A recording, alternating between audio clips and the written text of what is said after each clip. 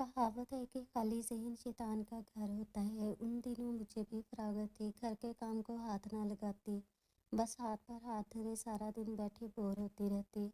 रूमानी novel पढ़ने का भी शौक था। इन्हीं दिनों मोबाइल फ़ोन आ गया और मैं उसमें जुट गई। दिन रात मोबाइल फ़ोन देखने से काम था।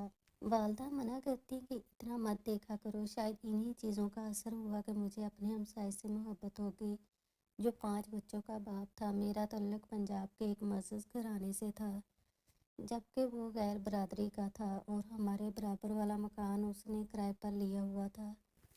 ये मोहब्बत इतनी अचानक और अंधी हुई कि जैसे आंधी उठी हो और मुझे कुछ भी सुझाई न दिया।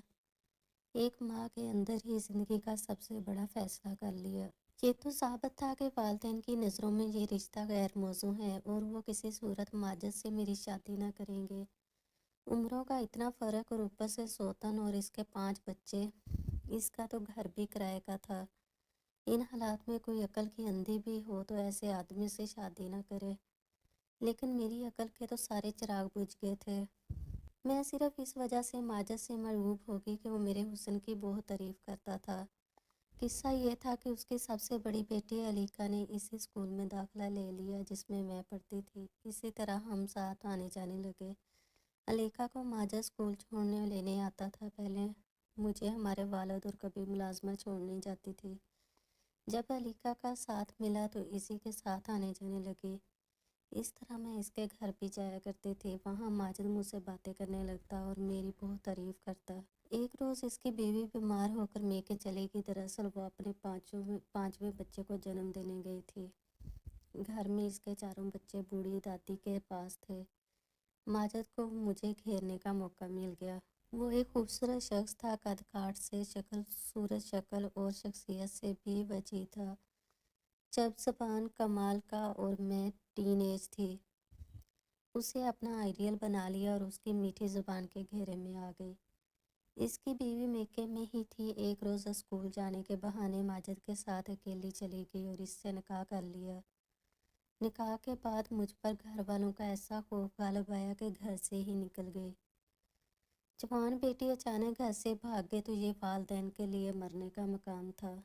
बहरहाल एक हफ्ता की तगतों के बाद घर वालों ने मुझे तलाश कर लिया। वाले साहब ज़ारोकदार रोते हुए मुझे घर ले आए। आंसुओं से उनकी सफ़ेद दाढ़ी भीग गई थी। माँ भी दीवानी सी हो रही थी। घर लाकर वालिद ने मुझको मारा पीटा और ना बेइज्जती की, बल्कि तहम्मुल से समझाया कि बेटी तो तुम कम सिन हो, वो नादान हो। माजिद से निकाह करना तुम्हारा जज्बाती फ़ैसला है। वो 5 बच्चों और बीवी वाला एक शादीशुदा मर्द है। तुम फ़ौरन इससे रिश्ता ख़त्म कर लो। ये सरासर गलत फ़ैसला है। तुम्हें चंद दिनों बाद ही इस पर पछताना पड़ेगा। मेरे सर पर तो इश्क का भूत सवार था और अकल पर पर्दे पड़े। मैं कोई साहूकार की बेटी ना थी जी, बस हम इज्जतदार लोग थे। आंखों पर मोहब्बत का ऐसा गहरा रंग चढ़ा कि मैंने वालिद की बात से साफ इनकार कर दिया और माजिद के साथ ज़िंदगी गुजारने का पुख्ता इरादा ज़ाहिर किया। घर का जो फर्द भी मुझे समझाता, मैं इसकी बात समझने की बजाय रो रो कर हलकान हो जाती थी। यहाँ तक कि खुदकुशी करने तक नौबत पहुँच गई। तब वो मजबूर होकर और इज़्ज़त के साथ बरादरी वालों के सामने मेरी रुखसती कर दी, क्योंकि अभी तक मेरे निकाह और घर से गायब रहने का इल्म किसी को ना हुआ था। बाप ने अपनी इज्जत बचाई और मैं शादी होकर बाकायदा दुल्हन बनकर ससुराल आ गई। जब माजिद की पहली बीवी मेके से आई तो हैरान रह गई कि इसकी बेटी की हम जमात इसकी सौतन बनकर घर आ चुकी है। इस वक्त मेरी नंदों और सास ने मेरा साथ दिया, क्योंकि वो माजिद से मोहब्बत करती थी। उसे ही अपना सरबराह दुख सुख का सहारा समझती थी। उन्होंने माजिद की खुशी की खातिर ना सिर्फ मुझे कबूल किया बल्कि मेरे लिए ढाल भी बन गई। अब मैंने शर्त रखी कि वो मुझे अलहदा घर में रखेंगे, मैं सौतन के साथ ना रहूँगी। उन्होंने ये शर्त मान ली और पहली बीवी को दूसरे किराए के मकान में बच्चों समेत मुंतकिल कर दिया और मैं नंदों, देवर और सास के हमरा रहने लगी। माजिद इधर भी रहते और पहली बीवी बच्चों को भी वक्त देते थे। उनकी ज़िंदगी 2 हिस्सों में बट गई और मैं यही समझ रही थी कि वो बस मेरे हैं, सिर्फ मुझसे ही मोहब्बत करते हैं। पहली बीवी के पास तो सिर्फ रस्म दुनिया निभाने को जाते हैं। 6 माह बाद ही पता चल गया कि ऐसी शादी का क्या अंजाम होता है और घर से भाग कर आने वाली कि ससुराल में क्या इज्जत होती है। बात बात पर घर से भागी हुई के ताने मिलते। भागी हुई कह कह कर ससुरालियों ने मेरा जीना हराम कर डाला। मैं घर का खाना बनाने में तो सास का हाथ बटाती थी, मगर मुझसे नाश्ते के वक्त उठा नहीं जाता था, क्योंकि वालदेन के घर रात में देर तक मोबाइल देखती, तब सुबह भी देर से उठती। सवेरे जल्द उठने की मेरी आदत ही नहीं थी, जबकि सास कहती कि तुम जल्द उठा करो, नाश्ता सबके लिए तुम ही बनाया करो। माजिद और मेरे देवर सुबह 7 बजे घर से चले जाते थे। सास फजर के वक्त उठ जाती थी, लेकिन मेरे लिए इतनी जल्दी उठना आसान अमर ना था। उठ भी जाती तो थोड़ी देर जागने के बाद फिर सो जाती और 11 बजे तक सोई रहती। इस बात पर सास मुझसे खफा रहने लगी। एक रोज़ उन्होंने मुझे सुबह 5 बजे जगाया और कहा कि आज तुम सबका नाश्ता तैयार करोगी, क्योंकि मेरी तबीयत ठीक नहीं है। ये कहकर वो फजर की नमाज़ पढ़कर सो गई। मैं उठी, चाय बनाकर पी ताकि आंखें पूरी तरह खुल जाएं और नींद का खमार दूर हो। दूध का पतीला निकाल कर चूल्हे पर रखा और सोफे पर लेट गई कि ये ज़रा गर्म हो जाए तो चाय बनाती हूँ। सोफे पर लेटते ही गहरी नींद ने आ लिया। खबर ना हुई कि कब दूध उबल उबल कर चूल्हे में गिरा, चूल्हा भर गया। जले दूध की बू सारे घर में फैली और गैस भी लीक होती रही, क्योंकि चूल्हा बुझ गया, मगर बटन तो ऑन था। सभी के नथनों में ये नागवार बू पहुंची और हर कोई खांसता हुआ अपने कमरे से निकला। सास भी उठ गई। किचन में जाकर देखा तो अजब बर्बादी का समा था। वो गुस्से में आपे से बाहर हो रही थी। इस रोज़ माजिद भी घर पर ना थे, वो पहली बीवी के पास गए हुए थे। बस सास ने मुझे जब गाँव पर बेखबर सोते हुए पाया तो गुस्से से भूखी शेरनी की तरह झपट पड़ी और मुझे नींद के खम्मास से भरी आंखों वाले को धक्के देकर घर से निकाल दिया। इतनी सुबह कहाँ जाती। साथ में अम्मा बाबा का घर था, जिसका दरवाज़ा इस वक्त खुला हुआ था, और वालिद फजर की नमाज़ पढ़ने मस्जिद गए हुए थे। सर पर ओढ़नी, ना पैर में जूती। माजिद के घर से निकलने में अपने वालिदैन के मकान में चली गई। लड़खड़ाते कदमों से डरते और रोते हुए इस घर की दहलीज पार की, जहाँ से एक रोज़ बगैर वालिदैन की इज्जत का ख्याल किए निकल पड़ी थी। रोते कांपते देखकर मोहब्बत से मजबूर ममता की मारी ने मुझे पनाह दी और अपनी बाहों में ले लिया। ये वही घर था जिसको मैंने मोहब्बत की चकाचौंध में ठोकर मार दी थी। प्यार करने वाले माँ बाप को धोखा दिया था। इसी छत ने मुझे पनाह दी, वरना कहाँ जाती। मैं इकलौती औलाद, वालिद भी अपने दिल से मेरी मोहब्बत नहीं निकाल सके थे। उन्होंने माजिद को बुलाकर जवाब तलब किया। उसने माफ़ी मांगी, कहा कि जब सेब के साथ मेरे घर वालों ने ऐसा सलूक किया, मैं घर पर नहीं था। मेरे वालिद के कदमों को हाथ लगाया और मेरा ख्याल रखने का वादा किया। तब वो बोले कि अब अगर मेरी बेटी से नाता रखना है तो इसे अपने घर वालों के साथ नहीं रखोगे। मैं उसे अकेला भी तो नहीं रख सकता। मुझे कारोबार देखना होता है, काम के लिए जाना होता है। आपका भी कोई और बेटा बेटी नहीं है, बुढ़ापे में अकेले हो। अगर मेरी बात का बुरा ना माने तो अपने मकान का ऊपर वाला हिस्सा किराए पर दे दें, आपकी बेटी आपके पास रहेगी। गोया माजिद ने इस तरह इनसे घर दामाद बनने की दरख्वास्त की। भला अब्बू ने हमसे किराया क्या लेना था। उन्होंने माजिद की दरख्वास्त को मान लिया। उन्होंने सोचा, इस तरह कम से कम हमारी बेटी हमारी आंखों के सामने तो रहेगी। अब मैं और माजिद वाले साहब के घर रहने लगे, और एक दिन मेरे साथ रहते और एक दिन दूसरे घर में, जहाँ उनकी बहन, भाई और माँ रहते थे। अपनी पहली बीवी और बच्चों को भी उनके हमरा दोबारा से रख लिया। वो भी अकेले ना रहे और दो घरों का किराया भी ना देना पड़े। मेरे वालिदैन के घर में माजिद मेरा हर तरह से ख्याल रखते और मेरे माँ बाप के साथ भी इज्जत और एहतराम से पेश आते थे, लेकिन घर का खर्चा ना देते। हमारा तमाम खर्चा मेरे वालिद ही उठाते। इस पर भी अब्बू चुप हो रहे कि इनकी कमाई खाने वाला दूसरा कौन था। मैं ही तो इनका सब कुछ थी। पहले या बाद में इनके सब एहसासे मेरे ही तो थे। ज़िंदगी आराम और सुकून से गुजर रही थी। माजिद रोज़ाना अब्बू की गाड़ी पर मुझको सैर के लिए ले जाते। अपनी गाड़ी उन्होंने दूसरे घर और बच्चों के लिए रखी हुई थी। मैं जहाँ कहीं जाना होता, मैं अब्बू से कहती हूँ मुझे अपनी गाड़ी दे देते। वो बहुत ठंडे दिल और दिमाग के इंसान थे। चाहते थे कि बेटी और दामाद में झगड़ा ना हो, लोग ना सुने और कोई हम पर ना हंसे। बेशक रुपया पैसा खर्च हो, लेकिन इज्जत खराब ना हो। मक्के में मेरा 1.5 साल आफियत से गुजर गया। एक दिन अचानक 5 मर्द हमारे दरवाजे पर आए। वाले साहब ने दर खोल कर सवाल किया, आप कौन लोग हैं और किससे मिलने आए हैं। वो कहने लगे कि आप ही से मिलने आए हैं, हम माजिद के दोस्त हैं और इसके बारे में बात करने आए हैं। والد صاحب گھبرا گئے اور بولے وہ گھر پر نہیں ہے۔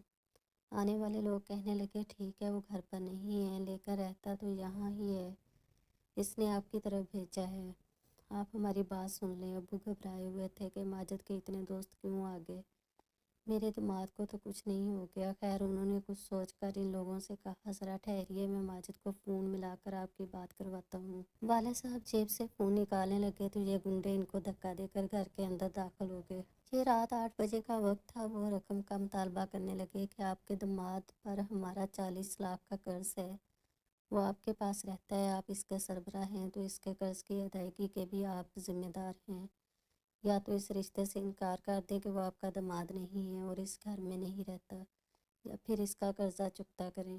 اب ہم زیادہ صبر نہیں کر سکتے، میرے والد صاحب نے بہت کہا اس کو آنے دیں، روبرو بات ہو، اس مسئلے کا حل نکالتے ہیں، مگر انہوں نے ایک نہ سنی۔ وہ کہہ رہے تھے کہ بیوقوف بوڑھے ہیں، اس نے تو ہم کو تمہارے گھر کا راستہ دکھایا ہے کہ جاؤ میرے سسر سے رقم لے لو، وہی میرے سرپرست ہیں۔ میرے والد نے کہا کہ میں ایسے کیسے آپ لوگوں کو رقم دے دوں، مجھے اس کے کاروبار کے بارے میں کچھ معلوم نہیں اور نہ آپ لوگوں کو جانتا پہچانتا ہوں۔ انہوں نے کہا کہ ہم خود تمہاری اس سے بات کروا دیتے ہیں۔ انہوں نے فون ملا کر ماجد سے بات کی اور کہا کہ تم ہمارا تعارف کرا دو، اور فون میرے والد کے کان پر رکھ دیا۔ ماجد نے ابو سے کہا یہ لوگ میرے کاروباری شریک ہیں، جتنی رقم دے سکتے ہیں اس وقت ان کو دے دیں، میں گھر آ کر آپ کو دے دوں گا، اس وقت میں نہیں آ سکتا، کسی مشکل میں پھنسا ہوا ہوں۔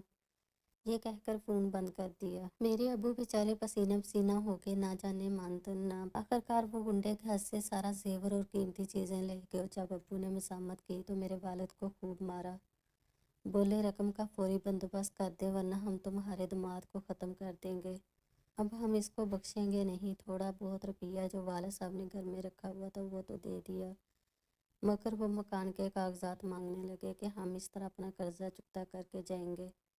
کاغذات میرے والد نے نہ دیے، وہ سمجھ گئے کہ ہم غیروں میں پھنس گئے ہیں۔ تبھی ابو جان کے سمجھانے پر میں نے ماجد سے طلاق لے لی، کیونکہ یہ ایسا واقعہ ہوا تھا کہ خود میں بھی ڈر گئی تھی۔ ماجد نے بتایا کہ میں نے ان لوگوں کا قرض ضرور دینا تھا، لیکن انہوں نے مجھے قرض کی وصولی کی خاطر ایک جگہ بند کر دیا تھا۔ اگر میں فون پر جیسے وہ کہلوانا چاہ رہے تھے ویسا نہ کہتا تو ممکن تھا وہ آپ کو زیادہ نقصان پہنچا دیتے۔ وہ اسلحہ بھی رکھتے تھے، اسی وجہ سے میں نے ایسا کہا۔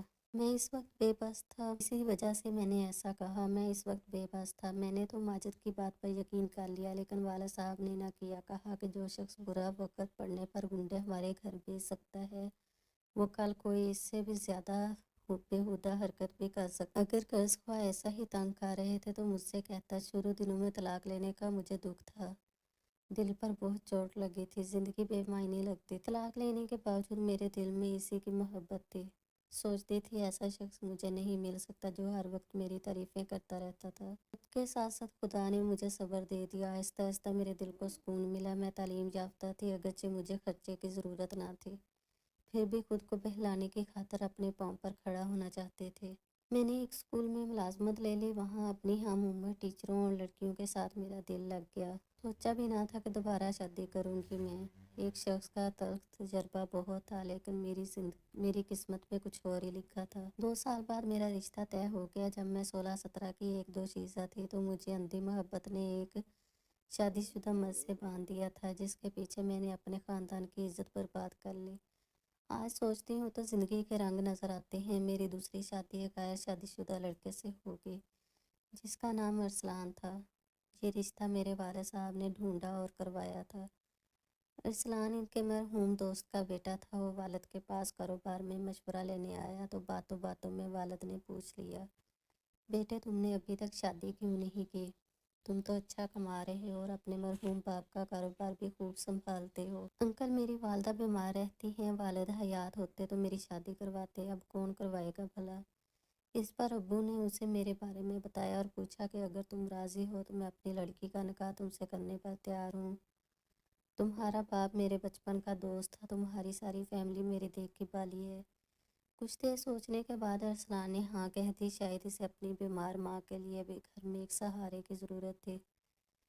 چند دن بعد وہ اپنی والدہ کو لے آیا۔ ان کی والدہ میری والدہ کے پاس کئی بار آ چکی تھی۔ ख़वातीन की भी रजामंदी हो गई तो मेरी शादी अरसलान से कर दी गई। इस बार मैंने अपने वालिद साहब की खुशी को मद्देनज़र रखते हुए उनका कहना मान लिया और मेरे वालिद की पसंद मेरे लिए मुबारक साबित हुई। अरसलान इनकी कदर करते और मेरी भी बहुत अच्छे इंसान साबित हुए। अब मुझे दूसरी शादी करके कोई पछतावा ना था, सिवाय इसके कि अगर मैं माजिद के साथ घर से भागकर शादी ना करती तो मेरी पहली शादी होती। अरसलान के घर में पहली बार माँ बनी। मेरे गुलशन में वो खूबसूरत फूल खिले जिनकी महक ने घर को मुअत्तर बना दिया। पहली गलती के बारे में अब सोचना तक ना चाहती थी। माजिद के साथ मोहब्बत दरअसल मेरे लिए यादों का नासूर थी। वो मोहब्बत नहीं, मेरे दिमाग का फतूर था। काश हम लड़कियां जो अपने खूबसूरत सपनों में डूबी रहती हैं अक्ल से काम लिया करें। मैं तो कहती हूँ कि किसी लड़की को इस कम उम्री में अपनी मर्जी से शादी ना करना चाहिए, क्योंकि वो इस वक्त नापुख्ता जहन की मालिक होती है। तालीम याफ्ता और कम से कम 22 साल की उम्र के बाद कोई दाना लड़की अपनी किस्मत का फैसला सही कर सकती होगी। ताहम अपने बुजुर्गों का साथ हो तो वो शादीशुदा बेटी पर छप्पर छाँव की तरह रहते हैं, दुख सुख में उसका साथ भी देते हैं। उस ससुराल वालों को भी इल्म होता है लड़की लावारिस नहीं है, इसके वारिस हैं। हमसे अगर ज्यादती होगी तो वो पूछ गुछ करने आएंगे। यूं भी औरत की राह कांटों से भरी होती है और लड़कियां इस चक्कर में बर्बाद हो जाती हैं। मैं खुशकिस्मत थी कि ठोकर खाकर वालदैन की तरह मुड़ी तो उन्होंने गले से लगा लिया। मगर मेरी स्कूल की साथी उस्तानी जिससे मेरी दोस्ती हो गई थी, उसका नसीब मेरे जैसा ना था। उसके महबूब ने शादी का वादा करके उसे बीच मंझधार में छोड़ दिया। वो मुसीबत का वक्त तो किसी तरह से टल गया। उसके बाद उसकी फिर शादी ना हो सके और वो भी दूसरी जख्म खुर्दा लड़कियों की तरह राह इश्क की कठिन मसाफत में काम आ गई। इस राह इश्क में कोई फना हो जाता है और कोई ठोकर खाकर संभल जाता है।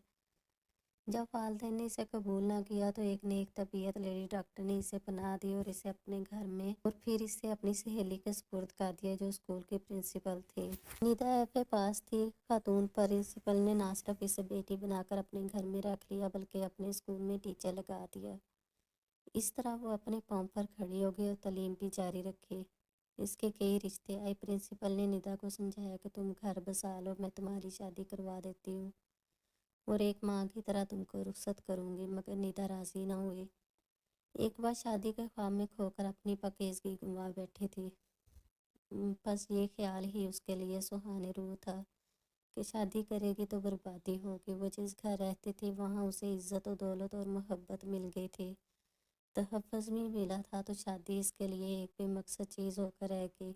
मैंने कई बार इसको समझाया कि निदा माजी तो गुजर चुका है, इसे बुलाकर अपना घर बसाओ, क्यों कर उम्र भर ऐसे ही ज़िंदगी बिताओगी। इसका जवाब होता कि मैं ऐसे ही ठीक हूँ, कभी ज़रूरत महसूस की तो सोचूंगी, मगर अभी मेरा दिल इस अमर पर आमादा ही नहीं होता। लगता है कि मेरा दिल, मेरी ख्वाहिशात मर चुकी हैं। मैं तो बच्चों में मसरूफ़ हो गई।